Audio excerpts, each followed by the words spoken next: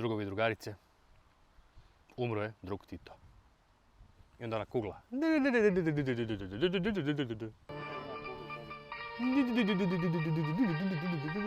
S muzikom onog dnevnika, znaš ono.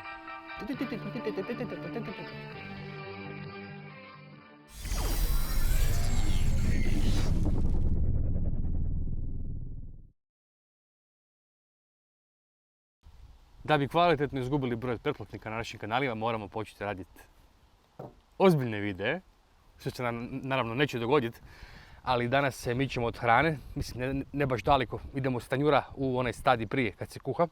Sigurno postoji određen dio interesenata kojima bi se ovo moglo svidjeti. BioLite Stove 2 od firme BioLite, stove znači pećica ili ti ga kuhalo. I da vam pokažem zaki je ovo super stvari, zaki bi vam ovo baš moglo biti onaj dio camping opreme ili outdoor opreme koji vam baš treba. Čekaj, ja to probam van zlećem. Mali Artuditu. Mojte pitu. Ovako izgleda taj sažim opreme kad se izvadi van iz torbice. Ovo zapravo nije sve pećica. Ovo tu su neki alati koji dođu s njom. Ovo je pećica u još jednoj PVC vrećici, a ovo ovdje su dijelovi koje dobijete u pakiranju. Dobijete veliku menzuru, znači metalnu menzuru,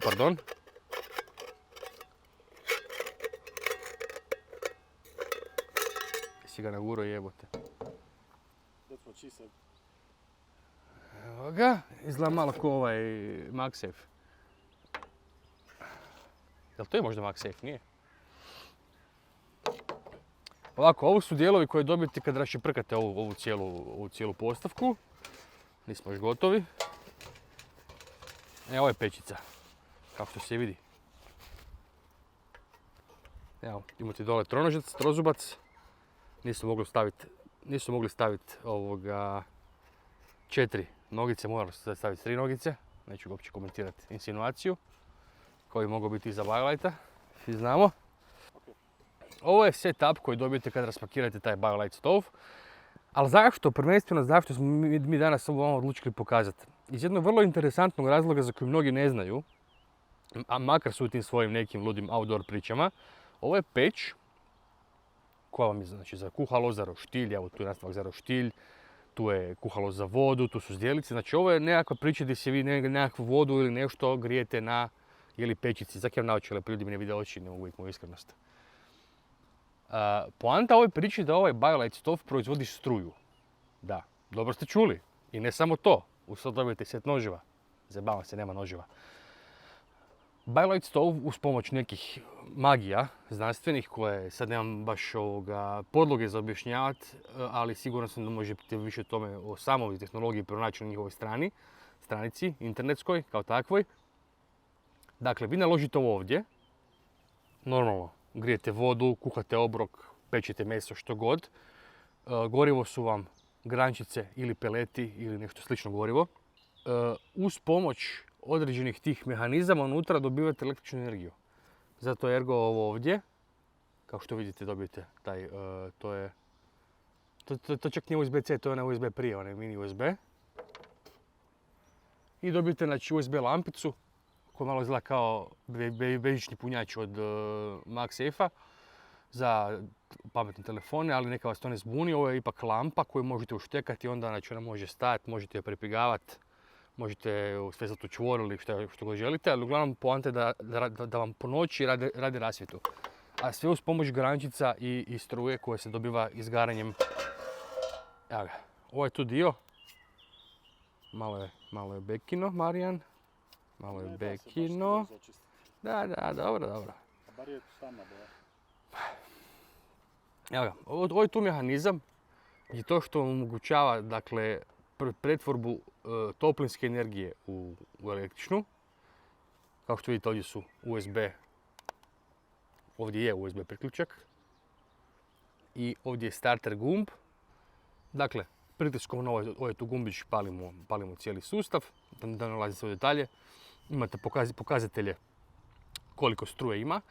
Mora postojati nešto malo energije unutra da bi se mogao upogoniti ventilator koji pomaže u razgaranju gorivog krutog materijala koji se nalazi u pećici. Dakle, mora biti nešto malo struje unutra. Ergo, ovo je neka vrsta powerbanka. Dakle, sad ćemo, kako reći pristojno to? Neću reći gurnuti, staviti. Penetrira. Smjestit ćemo ovaj to komad alata. Ovak je, ne?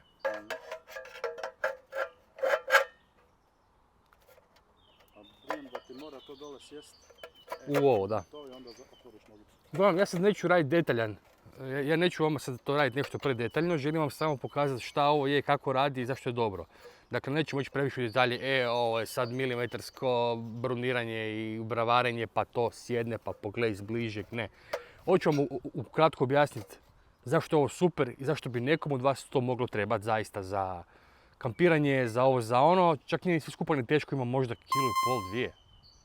Tu negdje, znači, nije za prenosnu peć sa powerbankom i proizvodnjom struje, ovo nije preteško i preglomazno da bi se stavilo u nekakvu torbu.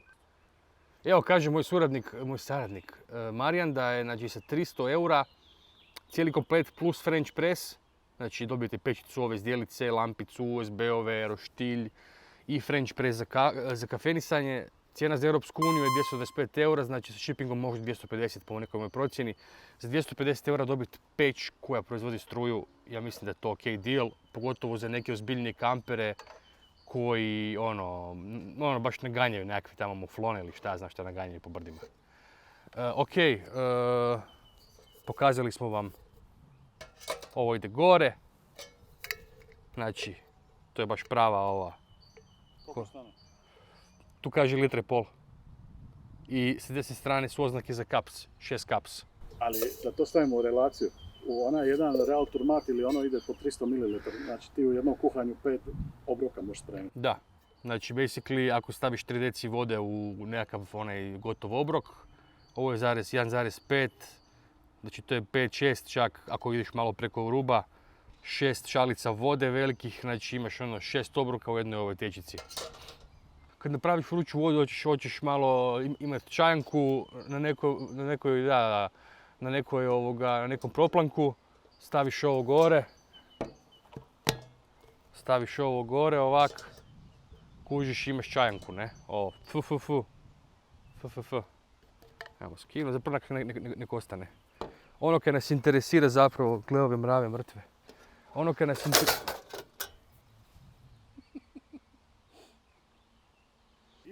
nas interesira ovo ovdje, moramo samo upozoriti da se, ako ćete kupovati ovo tu, dakle, ovaj završna obrada ovog materijala na ovom roštiljčiću nije najsretnija nego su oštre ko britva.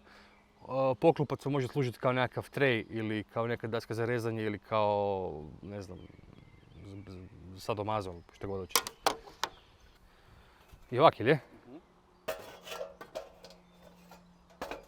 Evo ga. Imate roštilj, kužiš. E sad, koja je fora? Ovo malo digneš ovak. Znači, šetkice za roštilj. A ja bih rekao da tu stavim 2 krmenadla. Stane 5 kobasa. Ok. Za 1 do 2 osobe. Čak i za 3 osobe. Ako više 2-3 ture neke pečeš, bit će ok. BioLite stove. Tu idu grančice tranu. Ne, tu idu grančice. Bomo vam sad to pokazali kako to radi. A few inches later.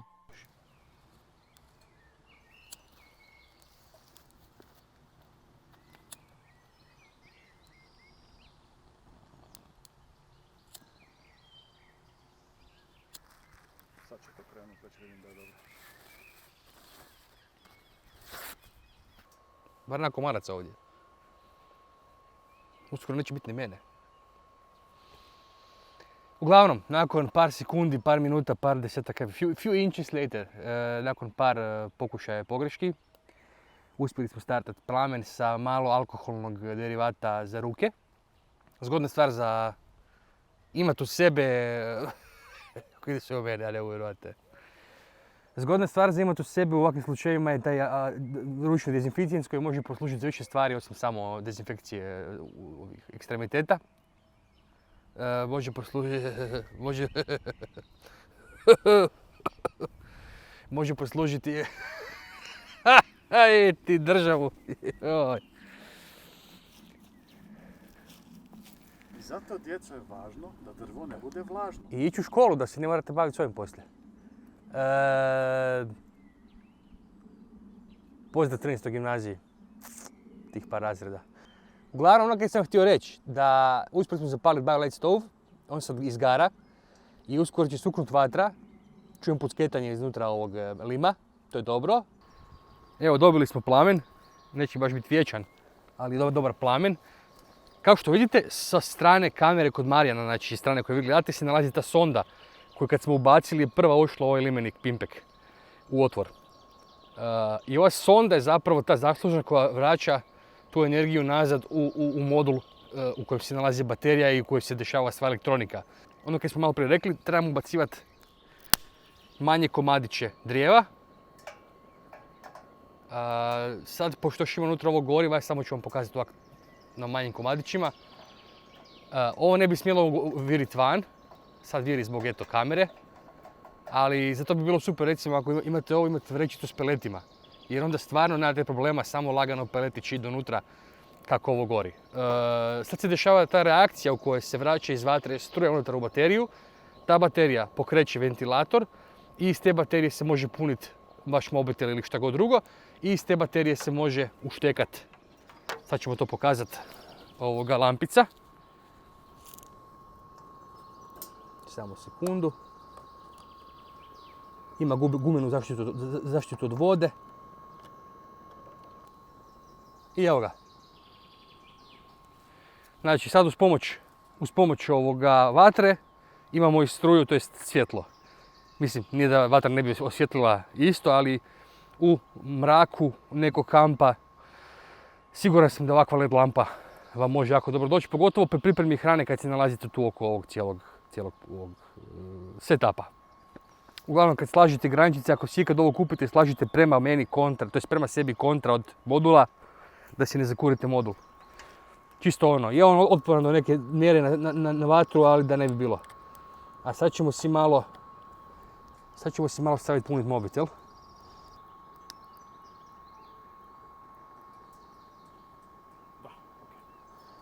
Eto, znači, telefon se zaista puni. Telefon se puni, a kapacitet baterije kog interesira je 3200 mAh. Baterije ne na telefonu nego unutar ovog modula. Što sa kontinuiranim izgaranjem, znači vi imate zapravo jako puno sati, 3200 mAh. Da li je ovo dobro?